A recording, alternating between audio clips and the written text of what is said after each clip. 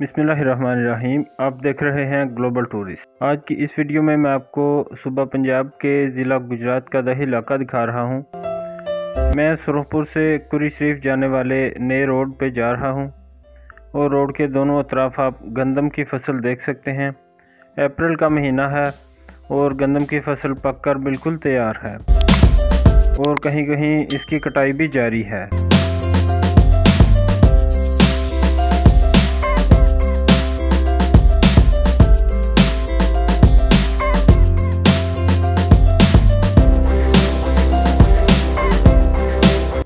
ये गंदम की फसल देखें, पककर मुकम्मल तौर पर तैयार हो चुकी है।